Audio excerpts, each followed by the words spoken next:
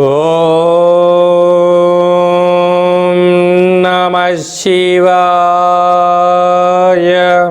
ఓం నమో నారాయణాయ. కర్మ నివారణ నరదృష్టి నివారణ కాళభైరవాయై నమో నమః. ఓం కాళకాళాయ విద్మహే కాళాతీతాయ ధీమహి తన్నో నరదృష్టి నివారణ కాళభైరవ ప్రచోదయాతు. హరి ఓం. మా ఛానల్కి స్వాగతం.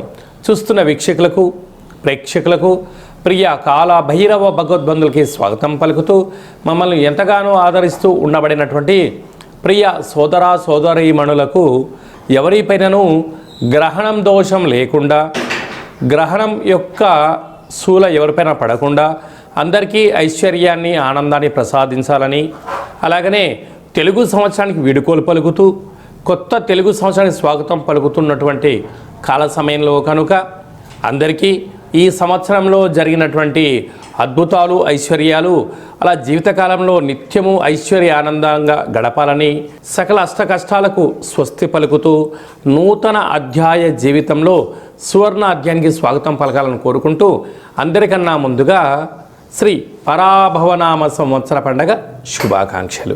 మనకు 1వ తారీఖు మార్చి నెల 2026 నుండి 15/3/2026 వరకు పుట్టినటువంటి వారందరికీ ముందస్తుగా జన్మదిన శుభాకాంక్షలు.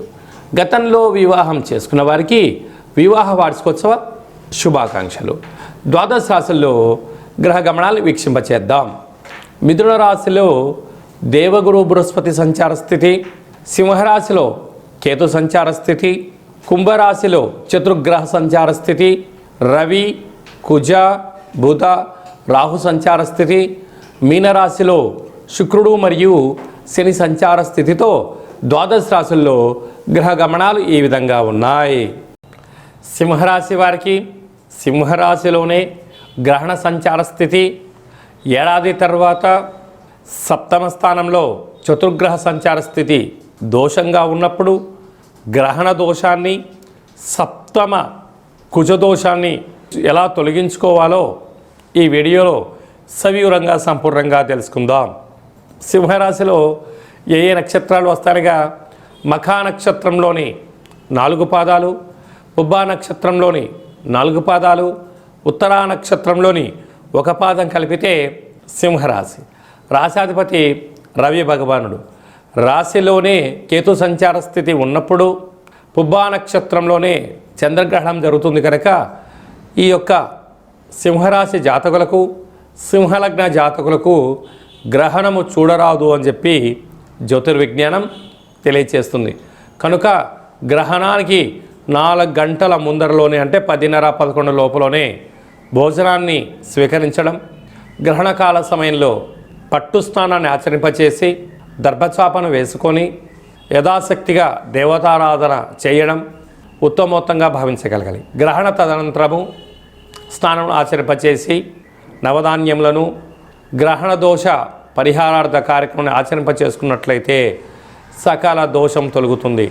సప్తమంలోనే రాశాధిపతి రవి భగవానుడు, అలాగనే రుణరోగ శత్రుకారకుడు కుజుడు, కుజదోషము, బుద్ధికారకుడు బుధుడు, వాస్తు నరదృష్టికారకుడు రాహు సంచారం చేయడం వలన సంపూర్ణమైనటువంటి కొన్ని విషయాలలో ఆవేశం, ఆందోళన కలుగుతూ ఉంటుంది.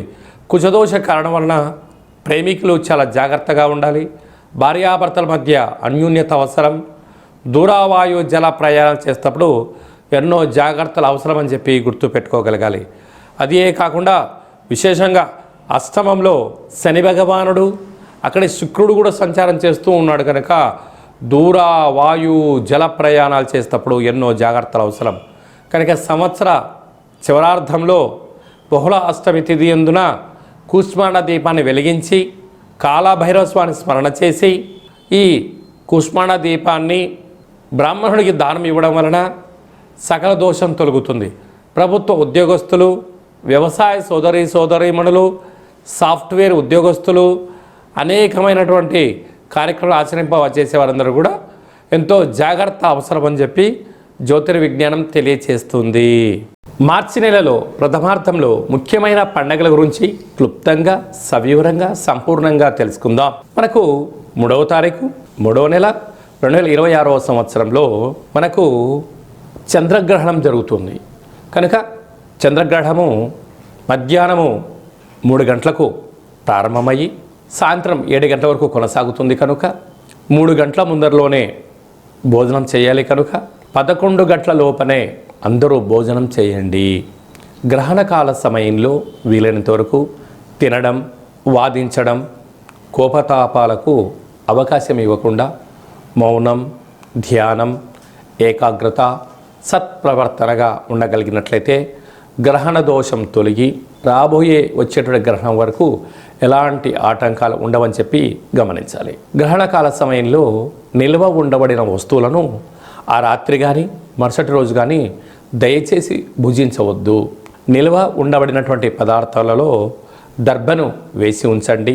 సకలమైనటువంటి గ్రహణ కాల సమయంలో మంత్ర సాధన ఏదైతే చేస్తామో అద్భుతమైన ఫలితాన్ని, ఐశ్వర్యాన్ని కలిగిస్తుందని చెప్పి గమనించగలగాలి.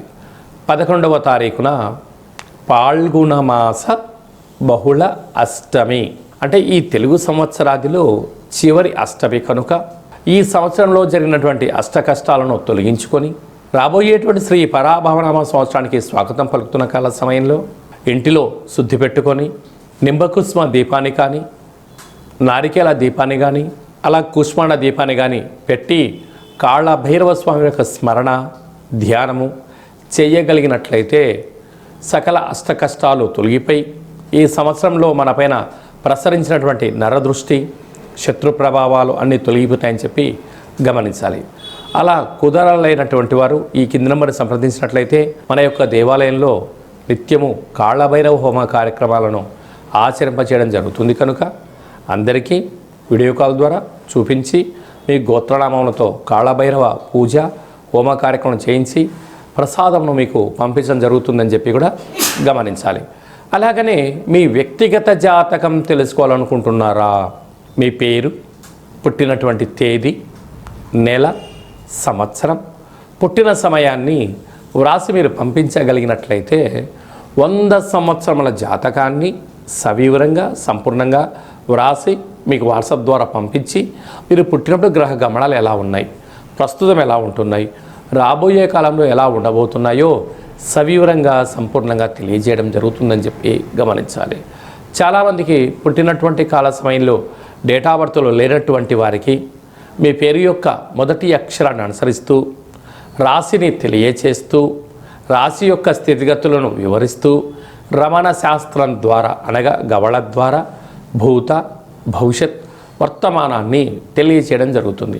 రమణ శాస్త్రం ద్వారా కాళభైరవ ఉపాసన చేత సంపూర్ణమైనటువంటి విషయ పరిజ్ఞానం చేత మనము జీవితాన్ని తెలుసుకుందాం.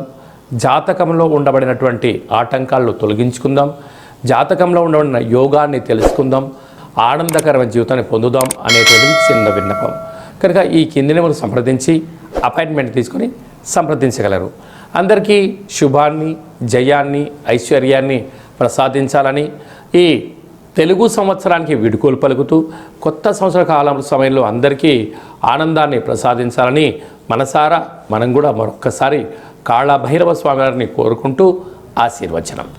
శతమానం భవతి శతాయు పురుష సతేంద్రియ ఆయుష్యేవేంద్రియే ప్రతిష్టతి ధనం ధాన్యం బహుపుత్రలాభం శత సంవత్సరం దీర్ఘమాయు సర్వే జనా సుఖినో భవంతు లోకా సమస్తా సుఖినో భవంతు సర్వం కాళభైరవ దేవతార్పణమస్తు. హరి ఓం. ఈ వీడియో మీకు నచ్చినట్టయితే మా ఛానల్ని సబ్స్క్రైబ్ చేసుకోండి, లైక్ చేయండి, షేర్ చేయండి. భగవద్బంధులకు, మిత్రులకు స్నేహితులకు చేరవేసి హిందూ ధర్మాన్ని కాపాడండి.